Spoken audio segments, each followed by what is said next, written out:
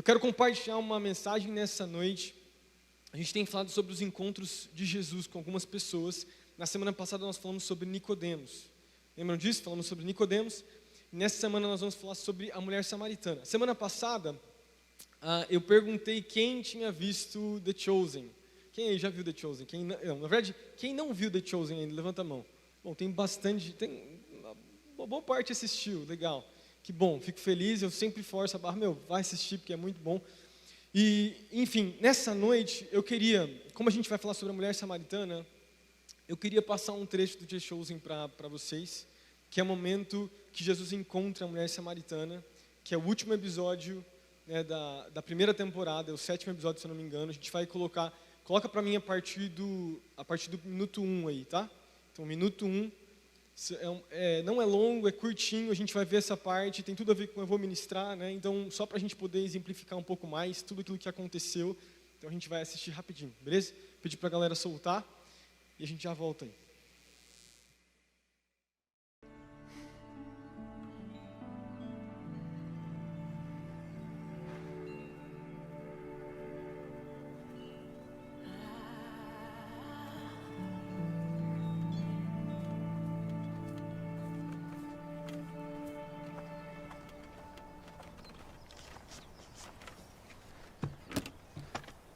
Você me daria de beber?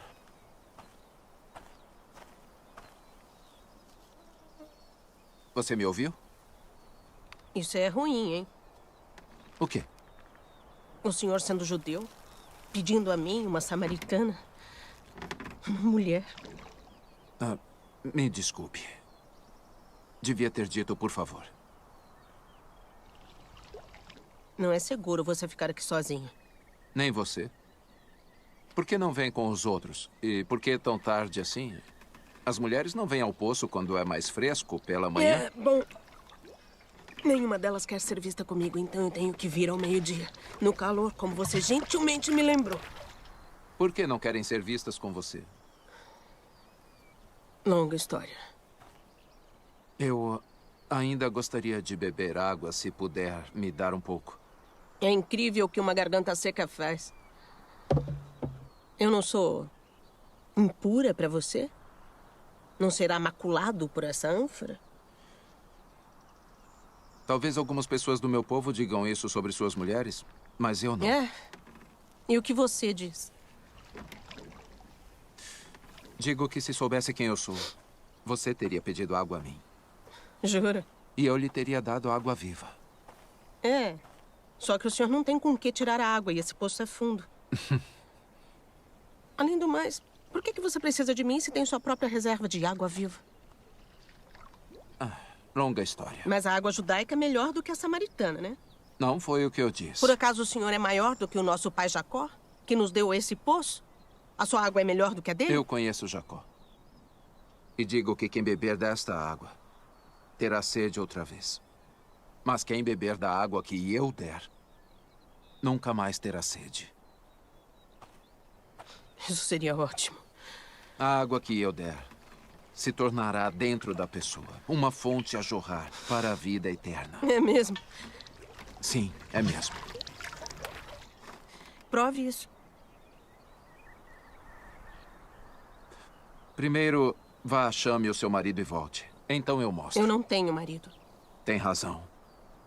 Você já teve 5. E o homem com quem vive agora não é seu marido.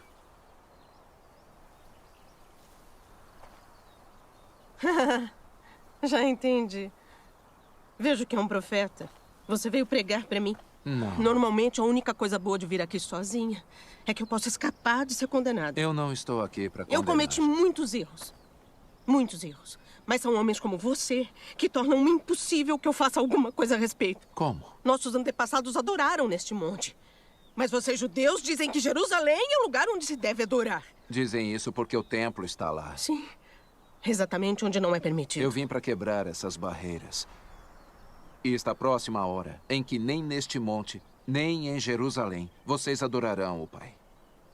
Então, para onde é que eu devo ir quando eu precisar de Deus? Eu nunca recebi nada de Deus, mas mesmo se recebesse, eu não poderia agradecer. Qualquer lugar. Deus é espírito. Está chegando a hora, e de fato já chegou. Que não importará onde você o adora, mas que apenas faça isso em espírito e em verdade. Coração e alma, esses são os adoradores que o Pai procura. Não importará de onde você é ou o que você fez.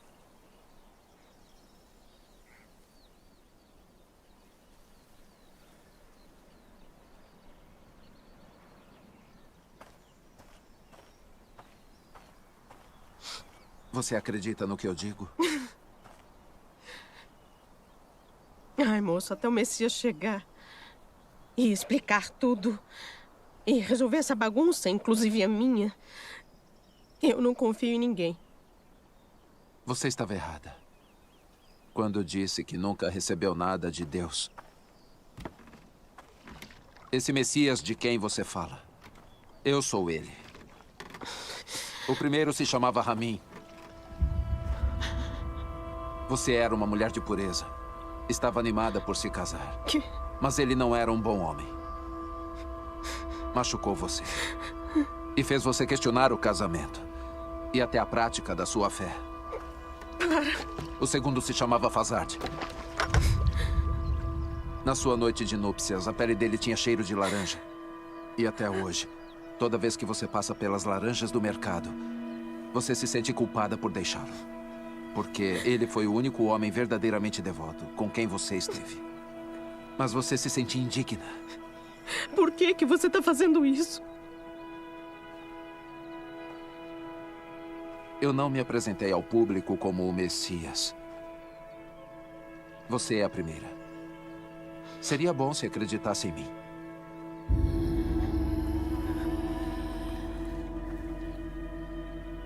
Você escolheu a pessoa errada. Eu vim a Samaria só para encontrar você. Você acha que foi um acidente eu estar aqui no meio do dia? Eu sou rejeitada por todo mundo. Eu sei. Mas não pelo Messias.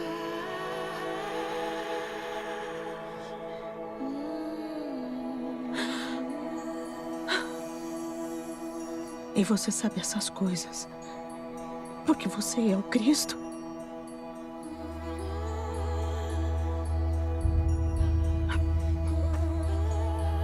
Eu vou contar pra todo mundo.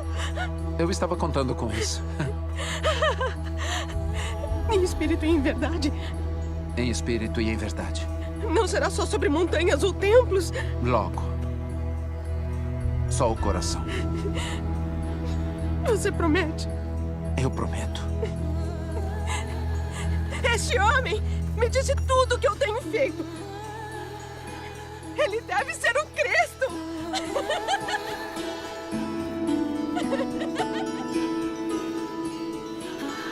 Espera! Adeus!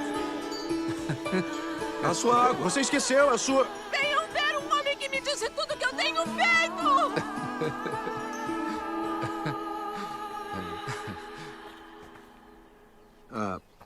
Mestre, temos comida. O que o senhor quer? Eu tenho uma coisa para comer que vocês não conhecem. Te trouxeram comida. Espera um pouco. Contou a ela? E ela pode contar aos outros? Muito forte essa parte, né? Dublado é um pouquinho diferente, mas é muito forte. Mais uma vez, vou encorajar você, se você não assistiu ainda, assista que você vai ser muito, muito abençoado, né? Tem momentos na série que você olha assim e você fica realmente constrangido.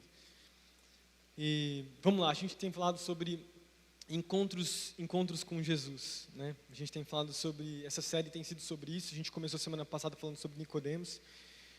E a gente falou na semana passada de como o encontro de Jesus com Nicodemos, né, ele sendo um homem devoto à lei, um homem que era sacerdote, um fariseu, você percebe que os encontros, cada encontro que Jesus teve com cada um dos homens que ele passou, e mulheres, né? A gente vai falar sobre uma mulher hoje. Jesus ele abordou de maneiras distintas. Ele foi de uma forma específica para cada pessoa. Isso é muito lindo, isso é muito legal, porque mostra o quão cuidadoso o mestre era, né? Jesus era quando ele se encontrava com as pessoas. E a gente vai perceber que Jesus ele agiu com uma abordagem completamente diferente. Ele fala a mesma coisa, só que com uma linguagem diferente. Nós falamos na semana passada que o tema central do diálogo que Jesus teve com Nicodemos foi o nascer de novo. E que essa ideia de nascer de novo, Jesus também vai apresentar para a mulher samaritana. Mas não da mesma maneira. Ele vai falar então sobre a água da vida, né? Isso é muito forte. Essa história está lá em João capítulo 4. Eu não vou ler com vocês todos os versículos, eu quero ler só uma partezinha com vocês. E eu vou ler, daqui a pouco eu vou ler alguns trechos desse capítulo, né? A gente já gastou um tempo assistindo aí o que aconteceu. Mas é muito forte. A gente vai perceber que o contexto, e você olhando para os evangelhos, você vai perceber que Jesus, o que Jesus ele veio fazer, quando ele veio a público, né? Ele veio como Messias, ele veio para apresentar um reino de Deus. A temática de Jesus, quando você olha para as parábolas em Lucas, quando você olha para o livro mesmo de João ou de Marcos, ele sempre vai abordar a ideia de um novo reino ser apresentado ali para os judeus e também para os gentios, né? Porque ele se encontra com alguns gentios. Mas o ponto é que a porta de entrada para esse novo reino que Jesus estava estabelecendo naquele momento era através do Evangelho. O Evangelho, as boas novas, seriam uma porta de entrada para todo aquele que quisesse conhecer Jesus, né, passar pelo Evangelho.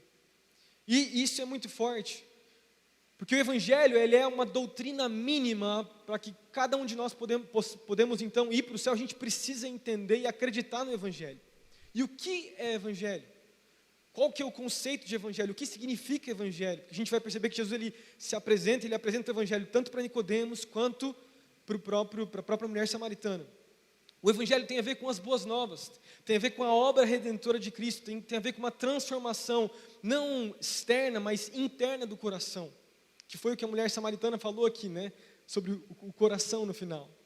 E é muito forte isso. O Evangelho é muito mais do que obras sociais, o Evangelho é muito mais do que mudança externa, uma mudança aparente. O Evangelho tem a ver com uma mudança genuína do coração, onde Jesus ele encontra a pessoa, e isso ele fez de maneira, né, naturalmente falando, quando ele estava aqui na terra, ele fez com as pessoas, mas ele continua a fazer hoje. Quando ele se encontra com cada um de nós, ele vem e ele se apresenta como aquele que vai nos transformar de dentro para fora. É uma mudança, e ele fez isso com essa mulher samaritana. Vamos olhar um pouquinho do contexto que essa mulher estava passando aí, que se a gente for olhar ali do tempo de Jesus, você sabe que existia um conflito muito grande entre os samaritanos, que eram do reino do norte. Se você for olhar lá na época né, de Israel, quando tiveram os reis, né, dividiu o reino do sul e o reino do norte, e a capital do norte ficou sendo Samaria, e a capital do sul, né, Jerusalém. E sempre houve muito conflito entre o norte e o sul. Tem um tempo onde a nação do norte foi tão corrupta que Deus ele extermina a nação. E quando Deus exterminou a nação acabou se corrompendo ao ponto de casar com outras nações. Então, os judeus que ficaram no sul passaram a olhar para os samaritanos, para o povo do norte, de uma maneira muito ruim, porque eles achavam que esses samaritanos então eram misturados, uma nação que não tinha sido purificada, mas tinha se casado entre outras nações. Por isso existia então esse conflito entre os judeus. E por isso que quando Jesus se apresenta então para a mulher samaritana ali no poço, né, quando ele chega para ela, ela fala isso, e também está no texto: você está se encontrando comigo, uma mulher samaritana? E não só samaritana, mas só o fato de ser mulher. Numa sociedade tão patriarcal como na época de Jesus, os homens não conversavam com as mulheres assim. Eles conversavam com mulheres que eles conheciam, né, com as suas próprias esposas, mas não era comum um homem se encontrar com uma mulher, principalmente um mestre, um rabino, né, um fariseu, um sacerdote qualquer. Ele nunca se encontraria com uma mulher. E Jesus então ele vai para aquele lugar, ele passa pela cidade de Sicar, né, que é onde ele encontra essa mulher, e de forma proposital ele se encontra então com a mulher samaritana. A gente não tem o nome dela, né? E esse é o contexto, e não só isso, ele estava sozinho, o que é muito forte, né? É muito forte. Ele se encontra, e o diálogo em torno, então, Jesus ele usa a abordagem da água, porque a mulher estava ali pegando água. A mulher samaritana, ela vai naquele momento, a Bíblia diz que foi na 6ª hora do dia. A 6ª hora do dia, se você for olhar e comparar com as horas, seria mais ou menos meio-dia para nós. Um horário muito quente, um horário que as mulheres não iriam. Todas as mulheres provavelmente iriam logo no começo da manhã ou no final da tarde, principalmente no começo da manhã, porque era mais fresco, né? Era melhor, não tinha sol. E ela vai sozinha por causa do contexto social dela, ela já tinha se casado 5 vezes. E o 6º homem que a gente viu, inclusive está no texto, e também está, Jesus ele aborda isso, o 6º homem que ela estava vivendo naquele momento, não era esposo dela. Isso significa que, isso era algo meio que, provavelmente assim como para os judeus, para os samaritanos era a mesma coisa, uma mulher fazer isso, se casar diversas vezes, era algo horrível. Ela seria mal vista, ela seria rejeitada, então ela não queria ser encontrada por outras mulheres, provavelmente as mulheres dali da cidade não queriam ficar próximo a ela, né, próximo, ter relacionamento com ela, significa que ela era uma mulher rejeitada, ela era uma mulher condenada, ela era uma mulher mal vista, provavelmente ela não tinha muitos relacionamentos, e ela vivia nesse lugar de rejeição, e esse é o contexto, e é por isso que é muito forte, e é por isso que o Evangelho, lá no versículo 10 de João capítulo 4, versículo 10, Jesus ele exemplifica, ele fala o que é evangelho. Fala assim no versículo 10, Jesus respondeu então para a mulher, né, se você conhecesse o dom de Deus e quem está pedindo água para você, a palavra dom aí tem a ver com um presente, o evangelho é um presente, é de graça, por isso que é muito forte. E a primeira abordagem, porque eu vou falar com vocês sobre como o Evangelho nos muda e como o Evangelho mudou a vida dessa mulher samaritana. Mas o Evangelho é muito poderoso porque o Evangelho, ele não tem limites, né, raciais, não tem limites sociais, culturais, o Evangelho é abrangente. E a gente sabe que, por exemplo, a igreja seria uma igreja não só de judeus, como era no começo, ali depois que Jesus ele ressuscitou e subiu, né, deixou ali os discípulos, mas era uma igreja de gentios. Mas Jesus, no seu ministério, a gente sabe que ele se encontra diversas vezes com pessoas que não faziam parte da aliança mosaica, aliança abrâmica, aliança davídica, não faziam parte ali da aliança do povo de Israel. Ele se encontra com essa mulher samaritana, exemplificando que um dia, na igreja, né, na sua igreja, quando fosse começar, essas barreiras cairiam, que o reino de Deus, onde a porta de entrada é o Evangelho, seria para todos. Então Jesus ele se encontra com um centurião, ele se encontra com uma mulher samaritana, com uma mulher cananeia, a Bíblia fala também que ele se encontra com uma mulher cananeia, a Bíblia fala em João capítulo 8 que Jesus ele se encontra com uma mulher em adultério, lembra disso? E ele escreve na areia, né? Muitos dizem que ele escreveu os pecados das pessoas que queriam apedrejar aquela mulher. Ele se encontra com Zaqueu, assim como ele se encontrou também com Mateus, e ele encontra esse homem que era rejeitado pelo seu povo, que tinha feito muitas coisas erradas. E ele diz, o evangelho também é para essas pessoas. E por isso que é muito importante a gente colocar o que é evangelho. O evangelho é as boas novas. E qual é o tamanho da abrangência do evangelho? O evangelho é para todos, porque o evangelho é de graça. É um dom de Deus, é um presente para todos nós. Quando Jesus ele morreu por todos. A vontade dele é que não era salvar somente aquele povo escolhido, mas era para que todo aquele que cresce em Jesus pudesse ter acesso a essa vida eterna. E por isso é muito forte.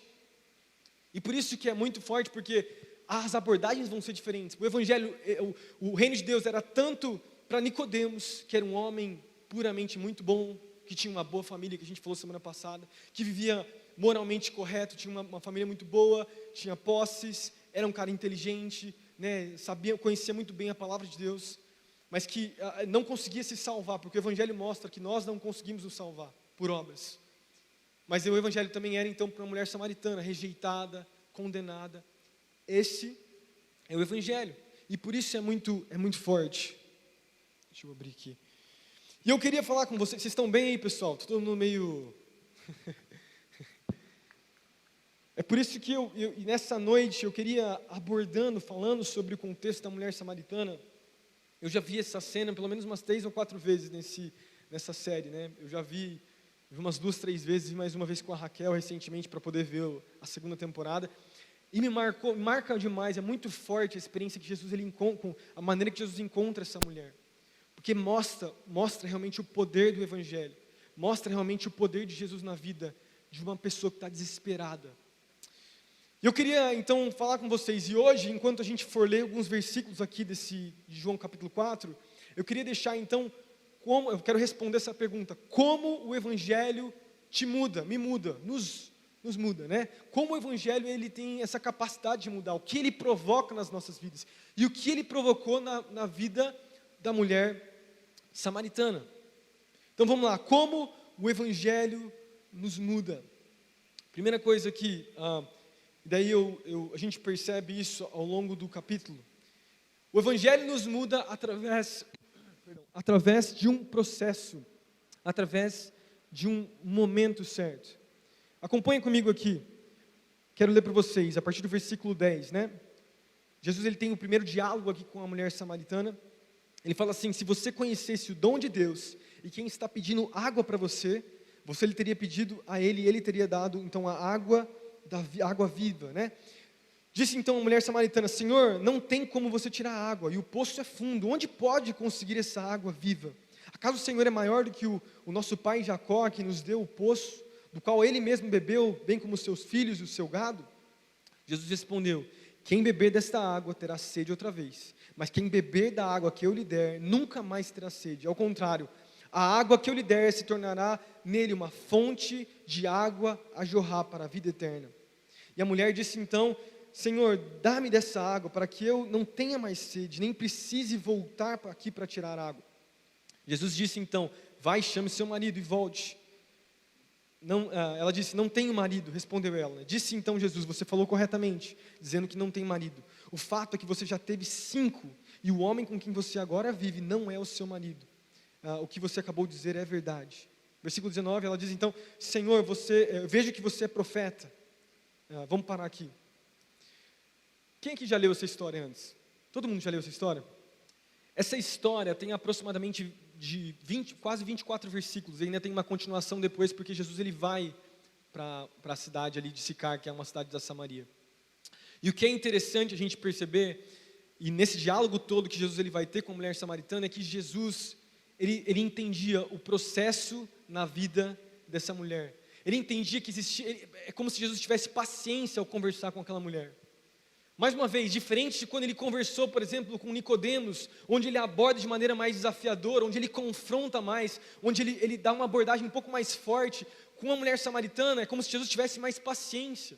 Ele conversa e a mulher samaritana muda de assunto, ele volta, você percebe que a mulher samaritana, por causa do passado dela, não quer ser pessoal, não quer mostrar o que ela viveu.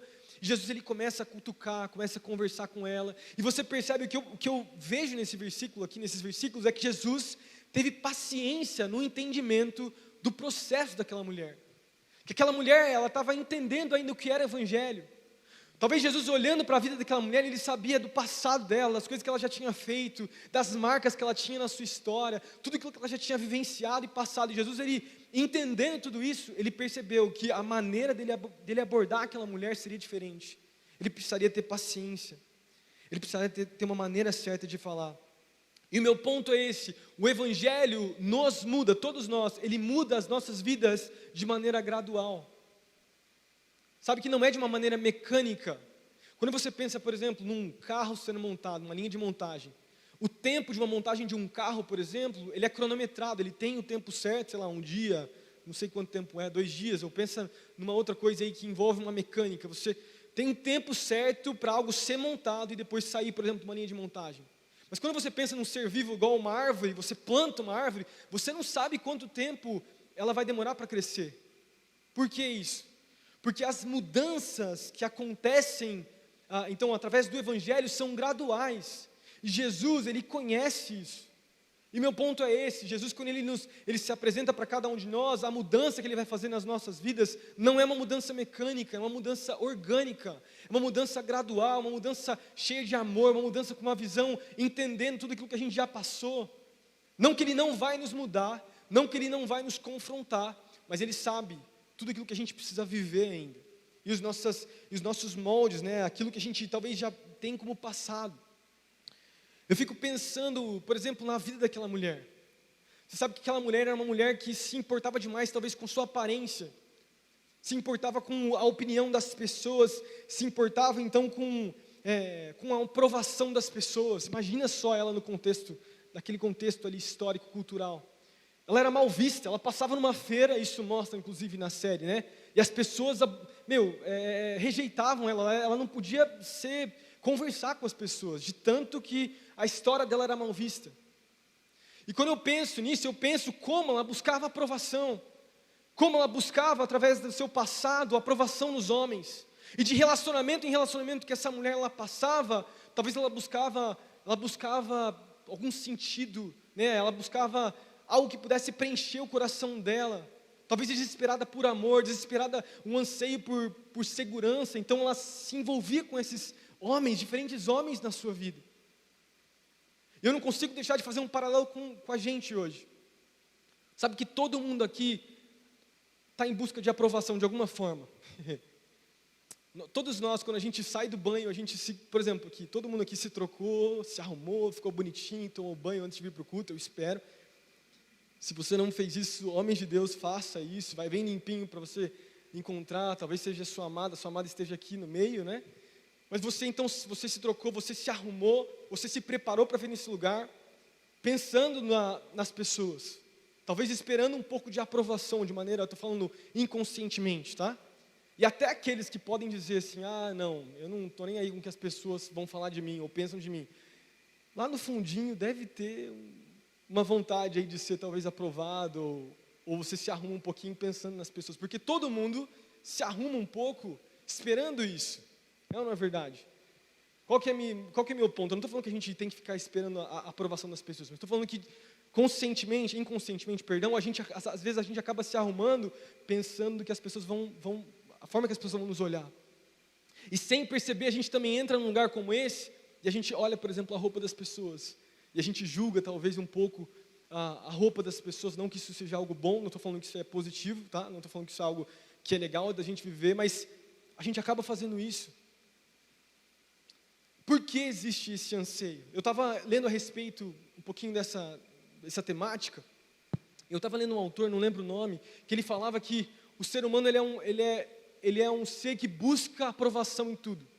Quando você pega uma criança, a criança vive olhando para o pai e buscando a aprovação do pai, buscando palavras de afirmação. Ele faz algo, e isso acontece na minha casa. O Gessé, ele faz, sei lá, faz uma estrela lá, qualquer coisa do tipo. Ele olha para mim, ele espera que eu fale, é isso aí, filho, que bom, que legal.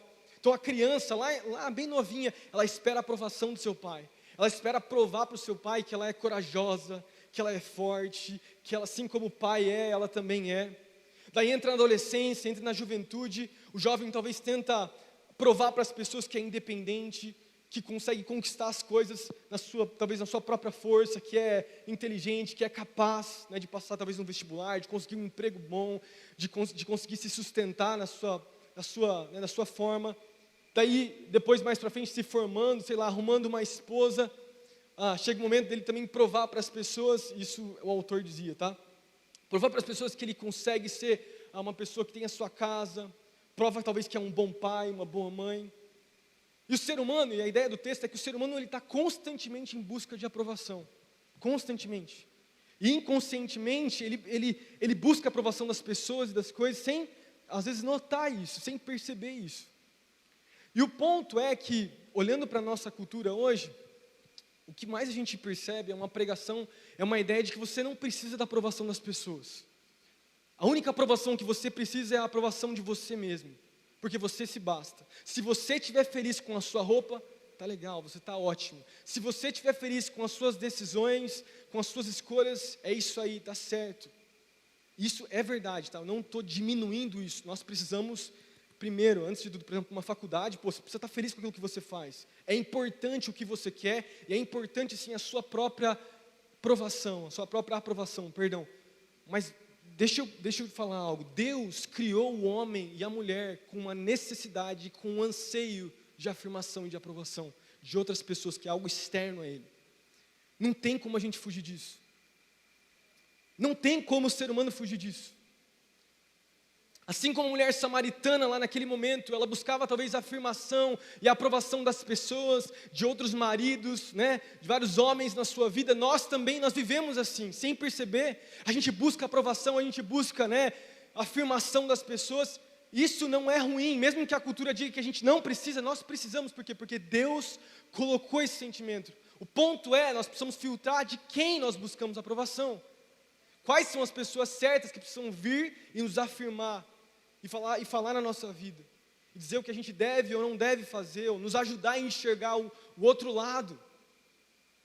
E o outro ponto também é que mais do que qualquer opinião de qualquer outra pessoa, é a opinião de Jesus sobre as nossas vidas. Não é a opinião das pessoas o mais importante, nem a sua opinião, porque muitas vezes a nossa opinião sobre nós mesmos é influenciada pelos nossos sentimentos, as nossas emoções, aquilo que a gente está passando, aquilo que a gente está vivendo, a montanha-russa da nossa vida, né?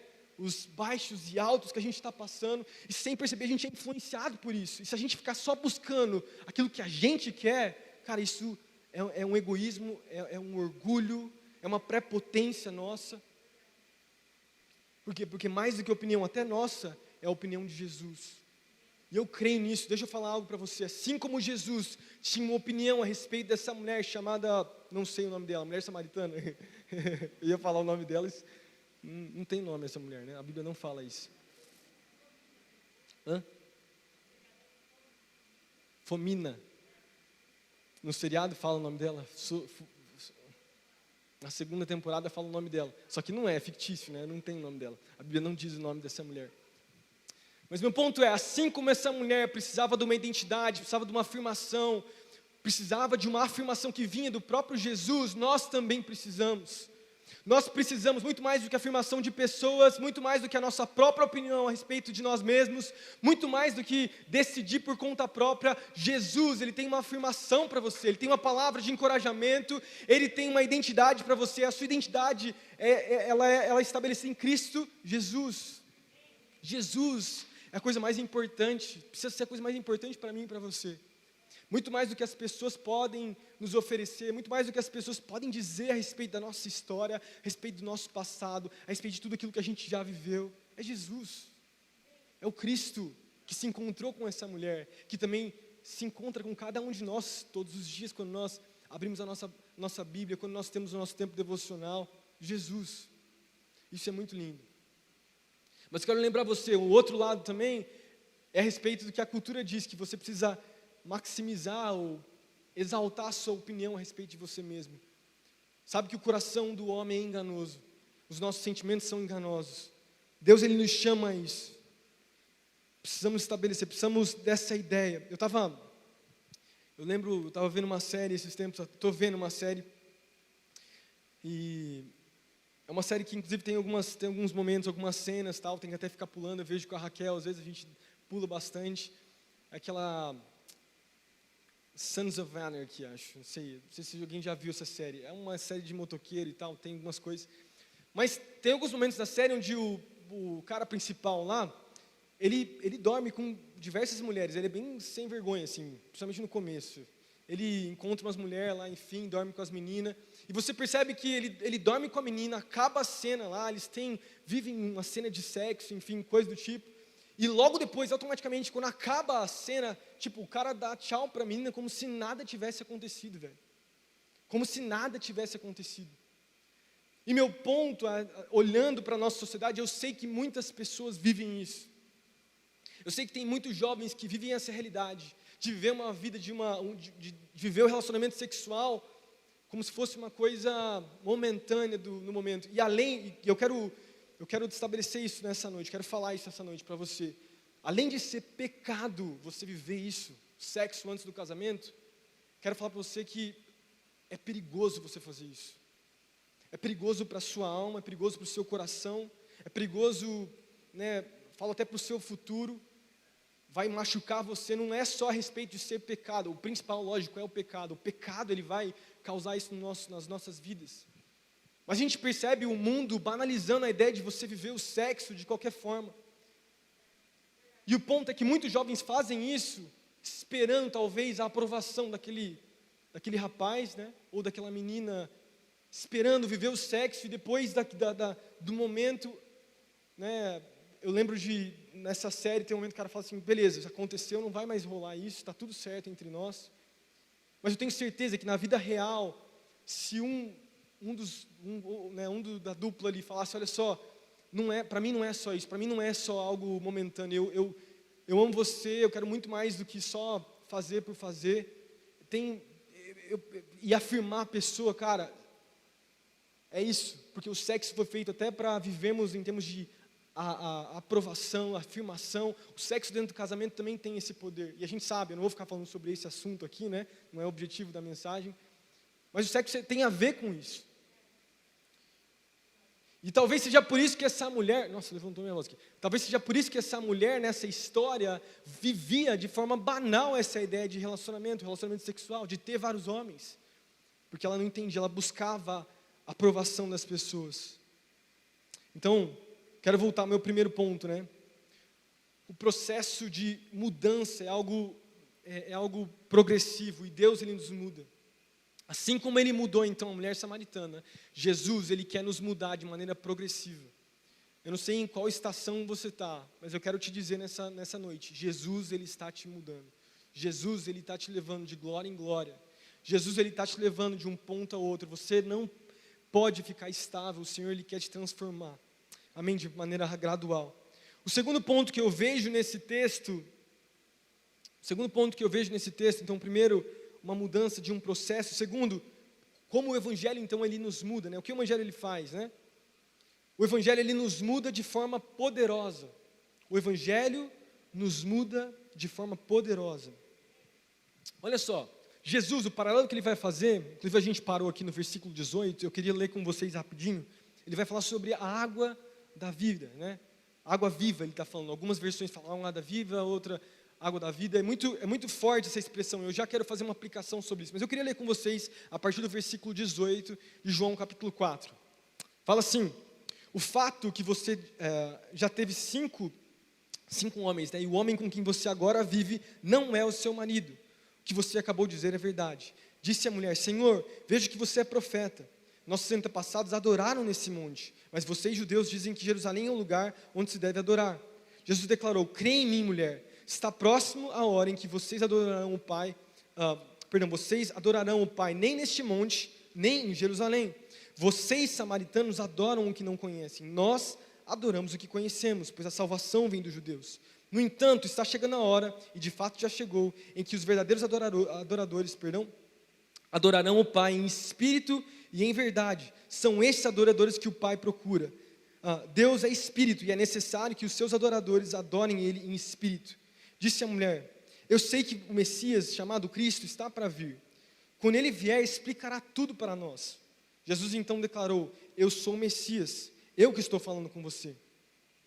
Depois eu falo a respeito do final ali, quando os discípulos vão chegar. A gente leu no versículo 14, que ele fala sobre a água da vida. Depois ele vai falar sobre, principalmente, espírito e verdade. E a gente sabe que a água da vida que Jesus está falando, quando ele trata a respeito do poço, Jesus está fazendo uma menção a respeito do Espírito. O Espírito Santo, um dos símbolos, né, na Bíblia é que o Espírito Santo, ele é água.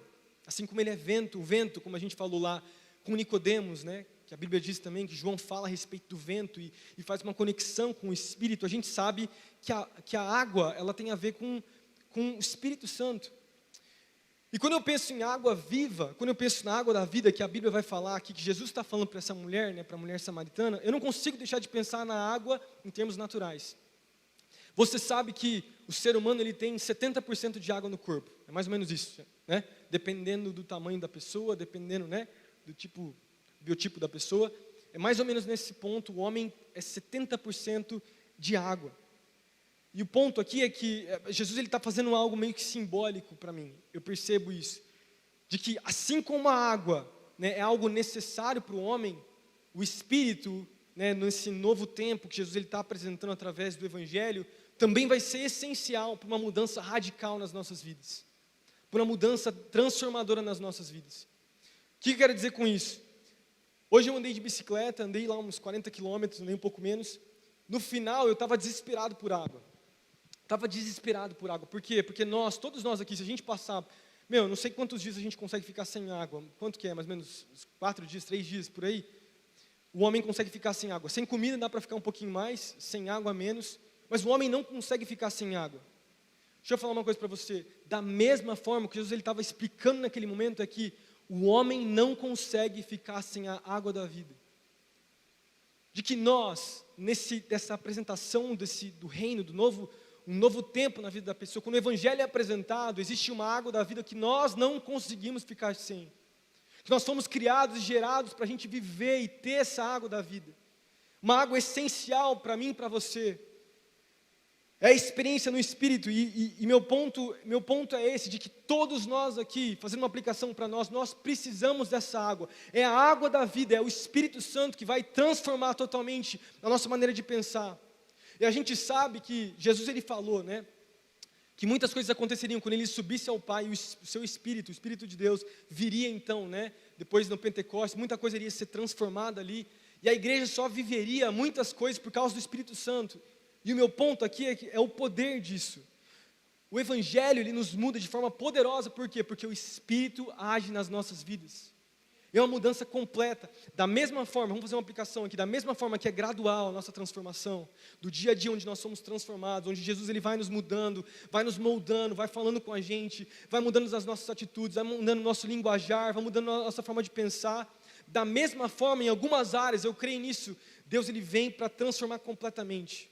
Algumas áreas que claramente estão erradas na nossa vida, Jesus, ele vem para derrubar e falar, olha só, chega, e tirar. Igual ele fez com aquela mulher.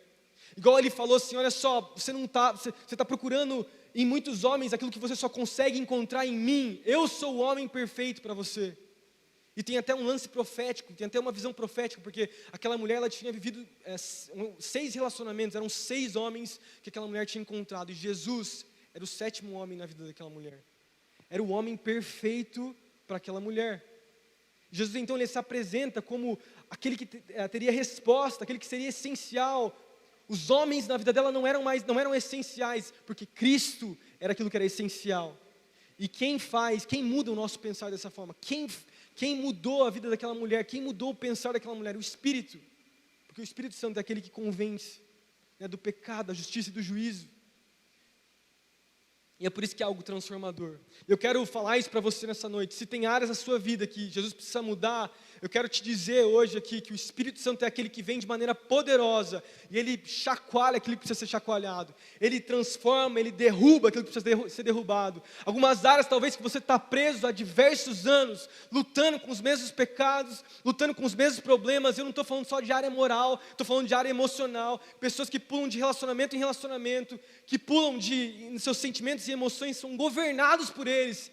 O Espírito Santo, ele vem, ele chacoalha aquilo, ele fala assim, você não depende disso, a única coisa que é essencial para você, sou eu. Ele vem para nos dizer isso, e ele vem para nos chacoalhar, e ele vem para falar isso. Por quê? Porque a identidade era uma nova identidade que Jesus estava colocando sobre aquela mulher, e é uma nova identidade que Jesus coloca sobre a minha vida e sobre a sua vida. É uma experiência do Espírito Santo. Isso é algo muito lindo. Então vamos lá, o Evangelho, ele nos muda de maneira gradual, num processo, né, de maneira orgânica. O Evangelho, ele nos muda de forma poderosa, como a gente falou aqui. O Evangelho muda o nosso coração. O Evangelho muda o nosso coração. Olha só, se você, acho que a maioria já me conhece aqui, a minha maneira até de ministrar, eu já falei sobre isso, né? Cada um tem uma forma de ministrar. Eu sempre comparo muito o cristianismo com outras religiões. Você sabe que se você for olhar para qualquer religião, a maioria das religiões vão ser moralistas, em termos de mudar aquilo que é externo, né? E mudar atitudes, e não mudar o coração. Principalmente religiões, eu falo de judaísmo, ou mesmo quando você pega os muçulmanos, o foco é sempre na moral, é sempre nas suas atitudes, em algo externo, de que você precisa viver, né, você precisa fazer. Isso é religiosidade. E eu posso perceber até que isso é uma maneira antiga de pensar. Quando você pensava em religião, falo de antiguidade, ou mesmo não antiguidade, você pensa em gerações um pouco mais velhas que a nossa, tá? Pega a geração dos nossos pais, a geração dos nossos avós, dos nossos bisavós. Quando uma pessoa era religiosa, quando a pessoa era considerada religiosa, a ideia central é que a religião, ela mudava algo externo. As mudanças aconteciam através das mudanças externas, de atitude, o que você faz. Qual que era o propósito então? Para você mudar de vida, mude as suas atitudes externas. Mude aquilo que você faz, pare de ir em tais lugares, pare de conviver com tais pessoas, pare de falar isso, pare de falar aquilo. Mude isso, mude aquilo. E você percebe, até mesmo nesse novo momento que a gente vive em termos de modernidade, que um novo sistema de filosofia é apresentado para nós. Quando você pega filosofias como panteístas ou religiões orientais, o foco vai ser muito mais nas nossas emoções, nas emoções. Mude a sua maneira de você pensar, mude os seus sentimentos, veja quais são os seus sentimentos, se apegue a eles e dessa maneira conduza a sua vida conforme os seus sentimentos, conforme os seus desejos. Exalte isso e viva os seus desejos e assim você vai encontrar sentido para a sua vida. E assim você vai encontrar uma identidade com base naquilo que você está sentindo, com base naquilo que você está vivendo. Preste atenção nos seus sentimentos. E assim você vai mudar as suas atitudes. E você percebe que nesses dois pensamentos, tanto o mais antigo, como eu falei para vocês, que é algo mais religioso, quanto algo mais novo, uma filosofia mais oriental, é sempre, você vai mudar o externo da pessoa. A mudança é externa. E a mudança às vezes até acontece, mas é algo externo. Você faz, e você percebe que não é profundo. Porque esses dois sistemas de mudança são sistemas de mudança que não afetam o coração, que não afetam a essência do ser humano. Quando Jesus ele se apresenta como aquele que quer nos mudar, ele não quer nos mudar as nossas atitudes. Assim como quando ele encontrou Nicodemos, que era um cara moralmente correto, ele não falou a respeito do sistema, não exaltou o sistema religioso que Nicodemos tinha.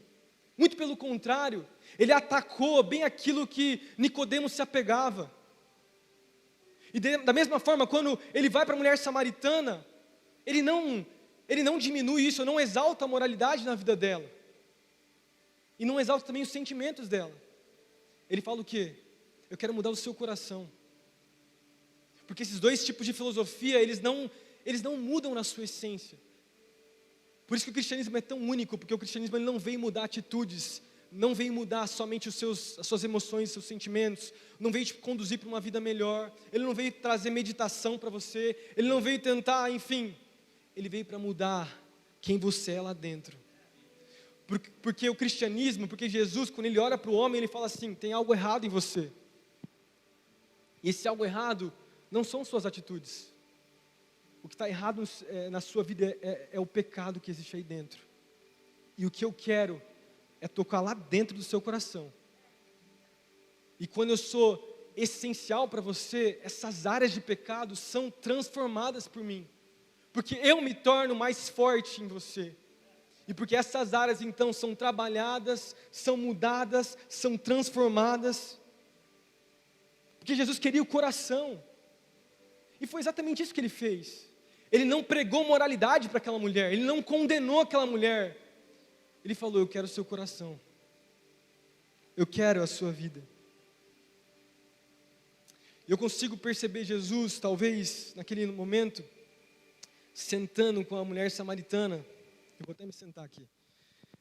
E falando assim para ela, tem alguns que não conseguem me ver, mas tudo bem, você vai escutar a minha voz. Você tem procurado em diferentes fontes. Você tem tentado beber essa água, que é algo essencial para a sua vida, em diferentes relacionamentos. Mas sou eu que sou a água da vida. Eu sou aquilo que vai saciar realmente o seu coração. Todas as suas outras paixões da sua vida vão passar e nada vai te satisfazer, porque a única fonte de prazer, de amor, de tudo aquilo que você precisa na sua vida, aquilo que é essencial, sou eu sou a fonte. Eu sou aquele que quer te mudar, de dentro para fora. Meu amigo, minha amiga, nessa noite, jovem, talvez você tenha buscado em diferentes coisas, diferentes pessoas. Talvez você tenha buscado em romances, em sexo, em relacionamentos, eu não sei, diferentes áreas talvez da sua vida que você tem buscado, então algo que seja essencial para você, algo que traga vida para você.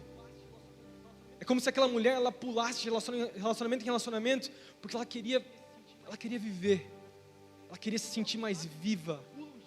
E muitos jovens fazem isso, pulam de de coisa em coisa, procurando ser mais vivo, se sentir mais vivo. Mas o único que vai conseguir satisfazer o nosso coração é Jesus. Se você buscar nessas outras fontes, você ainda vai ter sede. Mas em Jesus, você não vai ter sede nunca mais. Você não vai mais precisar da aprovação dos homens.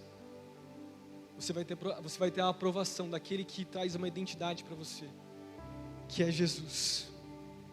Você está comigo nessa noite? Então, é isso, olha só, como que o Evangelho ele nos muda. O Evangelho ele nos muda pelos processos, através de algo gradual que ele vai nos mudando. O Evangelho, ele nos muda de uma forma poderosa através do seu Espírito.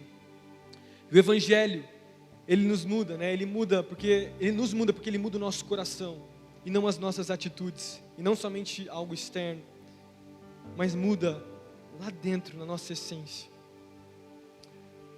Quero cantar uma canção com vocês. Eu queria que, se a gente puder desligar as luzes aqui. Pensa nisso hoje. Eu não sei aonde você está. Sabe que, olhando para essas histórias que a gente contou, né, tanto de Nicodemos quanto da mulher samaritana, todos nós somos como esse homem, como essa mulher, em algum momento da nossa vida. Eu não sei em qual área da sua vida você tem tentado talvez buscar, sei lá, sentido para você. Não sei em qual área, talvez da sua vida, que você tem tentado se saciar, se satisfazer. Talvez seja até a área sexual, como foi a área dessa mulher samaritana. Eu não sei o que você tem passado, mas eu creio que Jesus ele quer nos encontrar.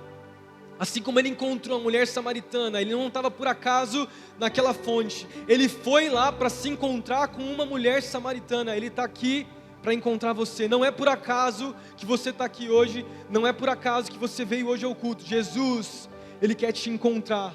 E ele quer tocar no seu coração. Ele quer falar com você nessa noite.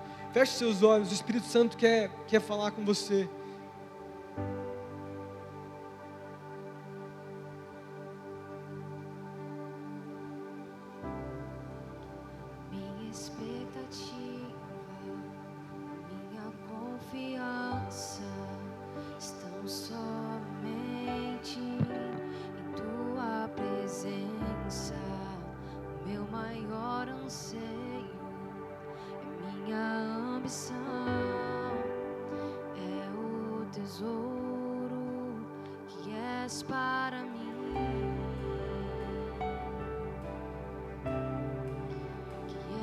Para mim,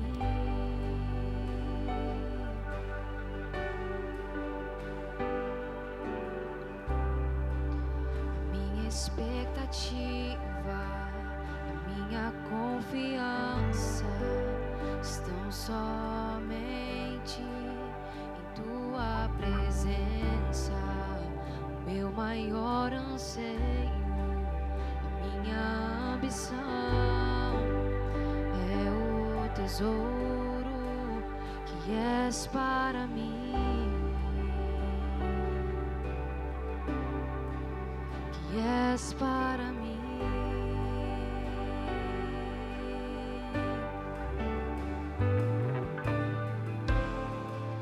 Sou um sacrifício vivo, filho encontrado,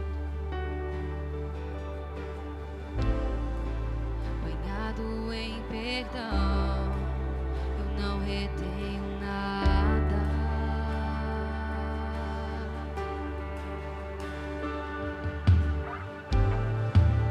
Sou um sacrifício vivo,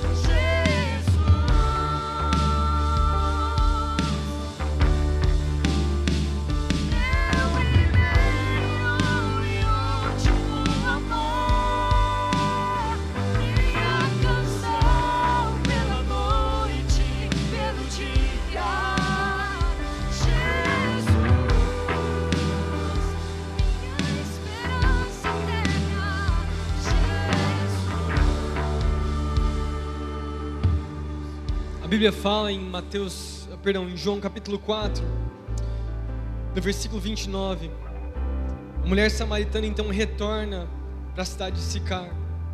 E a Bíblia fala assim: muitos samaritanos daquela cidade creram nele por causa do seguinte testemunho da mulher: ele disse tudo o que eu tenho feito. Assim, quando se aproximaram dele, os samaritanos insistiram que ele ficasse com eles, e ele ficou 2 dias, e por causa da sua palavra, muitos creram. Disseram à mulher: agora cremos, não somente por causa do que você disse, pois nós mesmos o ouvimos, e sabemos que este é realmente o Salvador do mundo. Olha só que lindo o testemunho dessa mulher. Essa mulher voltou para a sua cidade, e por causa de uma obra, de uma mudança que Jesus, naquele momento, o Espírito Santo fez na vida dela, ela foi lá dentro, ela foi para dentro da cidade, e ela ministrou, ela falou, ela contou, e algo aconteceu, algo externo aconteceu. Ela não estava nem aí mais com a aprovação das pessoas, não estava nem aí mais com a sua reputação. A cidade toda sabia do seu histórico, mas ela não se importava, porque para ela era mais importante a identidade que Jesus tinha dado para ela do que tudo aquilo que ela já tinha cometido no seu passado. E essa obra transformadora de Cristo alcançou uma cidade de gentios, num tempo que não era ainda para acontecer. Jesus olhou com os seus olhos de misericórdia e de graça, e Ele tocou aquela cidade, e Ele tocou aquelas pessoas, e salvação encontrou diversos corações, por causa da obra na vida de uma mulher pecadora, de uma mulher impura, de uma mulher rejeitada. Uma cidade inteira foi transformada. Eu não consigo parar de pensar, porque no começo do capítulo 4, Jesus fala para a mulher samaritana: eu tenho sede. Porque o ponto agora é Jesus transformar o mundo todo. Jesus quer nos transformar, Ele transformar o mundo todo, mas existe algo profético em tudo aquilo que João escreve. Mais uma vez, João é profético no seu livro, sempre escreve nas entrelinhas. Jesus, ali em João capítulo 4, tem um momento na conversa com a mulher samaritana que ele fala assim para ela: eu tenho sede. Mas tem um outro momento nos evangelhos que a Bíblia diz que Jesus sentiu sede. Tem um momento que Jesus, ele é colocado na cruz do Calvário, e lá em cima, depois de crucificado, ele disse, para os soldados: eu tenho sede. Mas a sede de Jesus era muito mais do que natural naquele momento. Era natural porque ele estava com sede, naturalmente falando, mas a sede que ele tinha é porque a água da vida, a água viva, que era a água do Pai, não estava mais sobre ele, porque o pecado de todos nós, o pecado da humanidade estava sobre Jesus, e por causa disso, a mesma sede que a mulher samaritana tinha naquele poço, estava sobre Jesus. Então a sede que Jesus tinha naquele momento na cruz, era uma sede também espiritual, de distância do Pai, e Ele fez isso, para que eu e você, a gente não tivesse mais sede na nossa vida, a gente não buscasse mais em outras fontes, a gente não buscasse mais satisfação em pessoas, em conquistas, em coisas. Ele morreu e viveu aquela sede natural espiritual, para que um dia eu e você pudéssemos experimentar a água da vida. E não só isso, para que um dia, assim como ele também declarou em João, nós nos tornássemos, uma fonte a jorrar. Que foi o que a mulher virou também depois. A mulher se tornou uma fonte a jorrar vida para as pessoas. E é isso que Jesus ele quer fazer comigo e com você. Ele quer saciar a nossa sede, para que um dia nós possamos ir lá fora e levar essa água da vida para as pessoas que estão desesperadas. Você pensa nisso? As pessoas lá fora estão precisando dessa água. Elas estão buscando e pulando de fonte em fonte sentido, essência, a satisfação. E eu e você, nós temos essa água. Eu e você, nós já encontramos essa água. Nós temos Jesus no nosso coração. Por isso, eu falo para você nessa noite, eu sempre procuro fazer isso, eu sempre tento apontar para aquilo que Jesus fez na cruz. Jesus morreu por você, para que você não ficasse buscando nas fontes erradas. queria convidar você a fechar os seus olhos. Eu sinto que existem muitos jovens aqui que têm buscado satisfação em fontes erradas. Fontes erradas, fontes erradas, fontes erradas. Jesus, Ele veio aqui nessa noite para te encontrar e falar: essa fonte que você tem bebido, ela não vai satisfazer, não vai te satisfazer. Eu quero te transformar também numa fonte a jorrar. Queria convidar você a fechar os seus olhos enquanto os músicos vão tocar mais uma vez. Eu não queria que cantassem, a gente vai só no instrumental. O Espírito Santo vai vir sobre você agora, e uma transformação vai vir também na sua maneira talvez de enxergar a sua vida. Jesus quer te encontrar nesse momento. Jesus quer saciar a sua sede. Jesus, Ele quer mudar a fonte que você tem bebido. Feche seus olhos, deixa o Espírito Santo te tocar nesse momento. Oh, Espírito Santo de Deus, eu oro agora, Pai. Vem sobre nós aqui hoje, Jesus. Espírito Santo, nós oramos agora e nós te pedimos, Pai, quebra as barreiras. Deus, quebra as fortalezas. Pai, existem jovens hoje aqui que têm tentado se satisfazer em pessoas, em coisas, em sonhos próprios. Jesus, Tu és a nossa única fonte. E nessa hora eu oro, Jesus, encontra os corações, encontra a vida de cada jovem nessa noite. Fala conosco nessa hora. Oh, Jesus.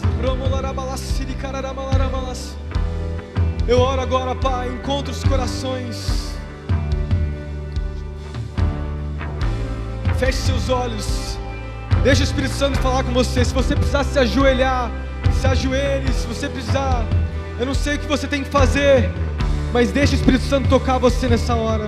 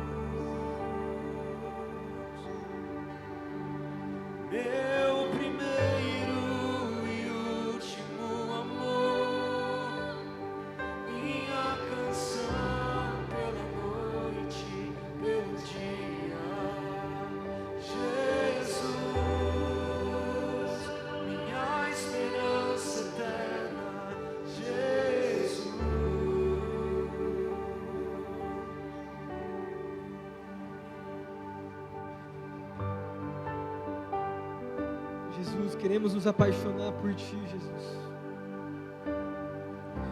Queremos nos apaixonar por Ti, Jesus. Queremos nos apaixonar por Ti, Jesus. Tu és nosso primeiro e único amor, Jesus. Não há nada que satisfaz a nossa vida, Pai, se não for a Tua presença, se não for um encontro contigo, Jesus.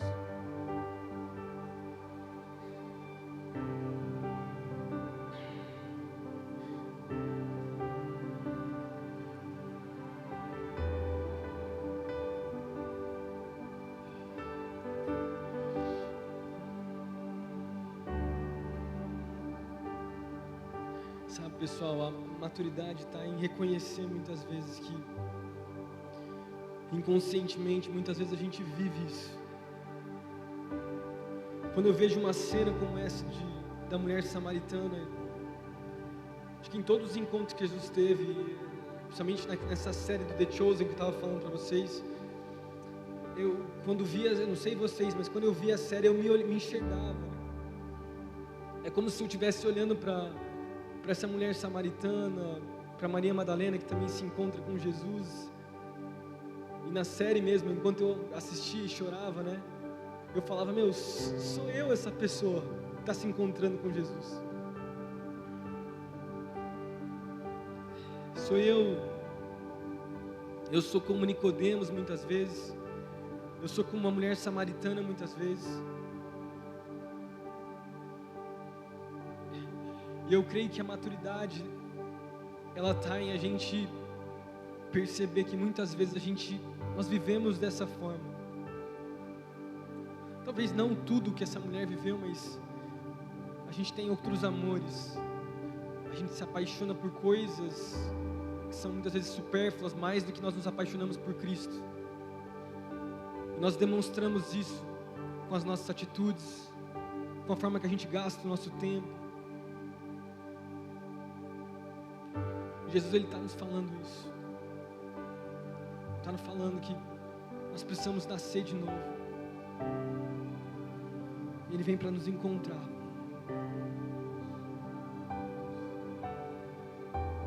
Ele diz isso nessa noite. Eu sou a fonte para a sua vida. Eu sou a fonte. Amém, Pai. Eu oro, Jesus, nessa noite, Pai, que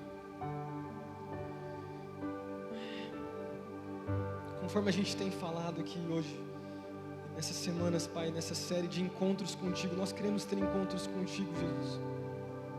Porque quando nós nos encontramos contigo, é como se algo mudasse, Pai, no mais profundo do nosso coração. Não é uma mudança externa, não é só uma mudança de atitude. Pai, cada encontro que nós temos contigo é como se fosse uma martelada nos nossos corações, uma mudança lá dentro, em quem nós somos, a nossa essência. E eu oro agora, Pai, que o Senhor possa levantar jovens que entendem isso, que vivem isso, Pai. Mudanças, Pai. Mudanças, Pai. Não algo religioso, não algo externo, não algo para provar para as pessoas, mas algo lá dentro, na nossa essência, Pai. Jesus, fala com cada um aqui. Eu não conheço a história, Pai, da maioria desses jovens aqui, Jesus, mas o Senhor conhece. Que eles possam entender que o Evangelho ele não é a respeito de obras. Nós não precisamos fazer nada para merecermos, Pai. O Senhor levou lá na cruz os nossos pecados. E com o Teu sangue, Senhor, nos redimiu e o Senhor quer nos encontrar. Eu oro, Pai, para que essa verdade possa ser revelada aos nossos corações, Pai. Ajuda-nos a ver isso e a viver isso, Pai. Em nome de Jesus. Amém. Amém. Pessoal, antes de eu finalizar, eu sei que eu já gastei muito tempo. Eu só queria dar uma última coisa. Eu acho que eu posso até ministrar um dia sobre isso. Muitas vezes na minha vida, tá? Como filho de pastor, eu cresci nessa casa, né?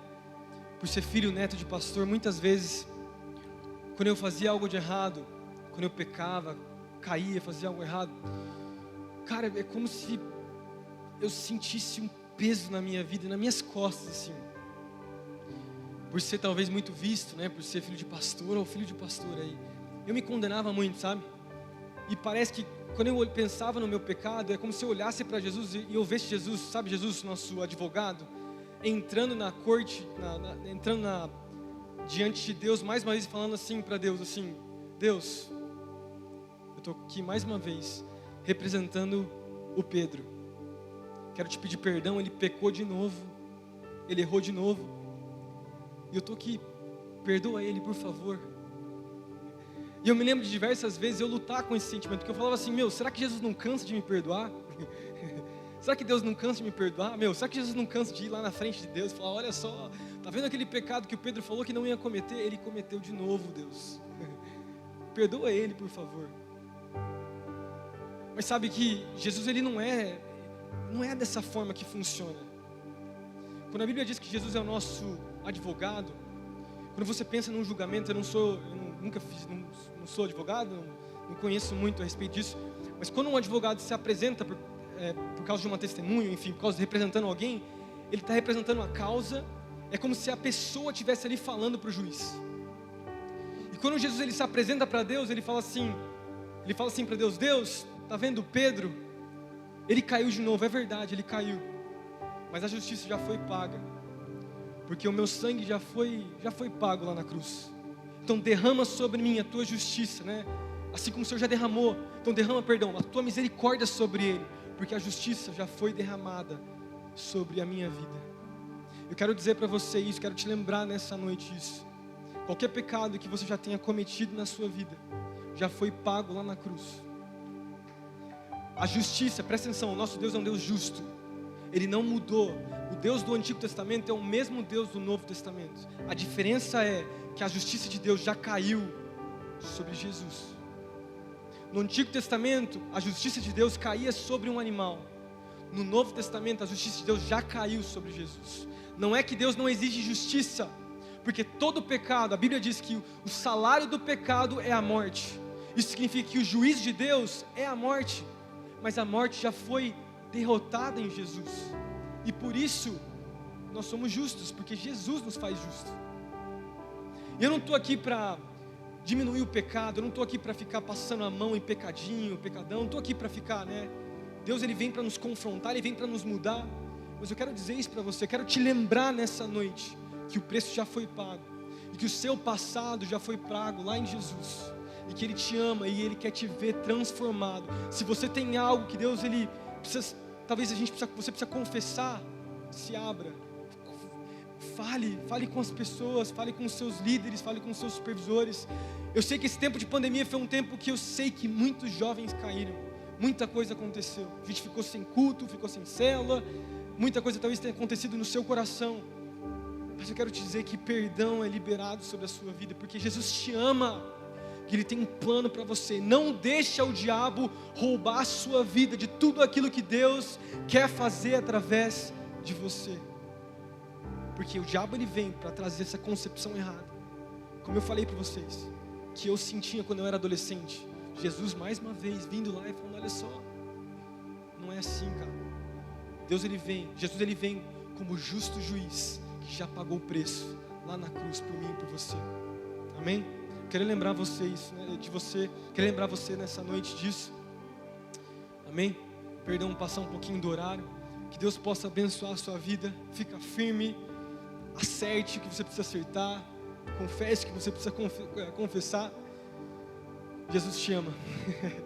Deus abençoe sua vida. Nos vemos então semana que vem. Não tem culto, mas no outro nós voltamos com culto, tá bom? É isso aí, pessoal.